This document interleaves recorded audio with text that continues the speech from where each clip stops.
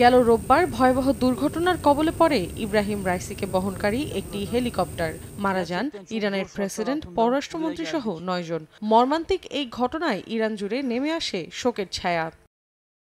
বিধ্বস্তের ঘটনার প্রথম তদন্ত প্রতিবেদন প্রকাশ করেছে ইরানের সামরিক বাহিনী। প্রতিবেদনে বলা হয়, যাত্রার পুরো সময়ে হেলিকপ্টারটি পূর্ব নির্ধারিত গতিপথে ছিল, ফ্লাইট রুট থেকেও বিচ্যুত হয়নি।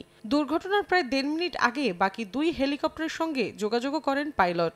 এমনকি ওয়াচ টাওয়ারের সঙ্গে ফ্লাইট ক্রুর কোনো সন্দেহজনক কথোপকথনের রেকর্ডও পাওয়া যায়নি। শুধু তাই নয়, হেলিকপ্টারের ধ্বংসাবশেষ থেকে পাওয়া যায়নি কোনো গুলির আলামত। হঠাৎ করেই ঘটে দুর্ঘটনা।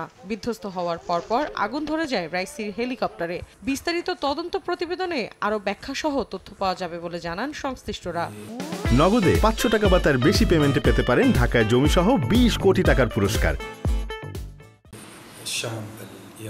এদিকে রাইসির মৃত্যুতে সবাই যখন শোকে বিহ্বল, ঠিক তখনই আবারও দখলদার ইসরায়েলিদের বিরুদ্ধে হুমকি দিলেন ইরানের সর্বোচ্চ ধর্মীয় নেতা আয়াতুল্লাহ আলী খামেনি। তেল আবিবের বিরুদ্ধে আরব বিশ্বের অবস্থান শক্তিশালী করার আহ্বান জানান তিনি। তিউনিসিয়ার প্রেসিডেন্ট কায়েস সাইদের সঙ্গে এক বৈঠকে তিনি আরও বলেন, দুর্ভাগ্যজনক হলেও সত্যি আরব বিশ্বে এ ধরনের বিষয়গুলোকে গুরুত্ব দেওয়া হয় না। তবে তার বিশ্বাস, প্রতিরোধ এবং দৃঢ়তাই তেল আবিবের বিরুদ্ধে সফলতা লাভের একমাত্র হাতিয়ার।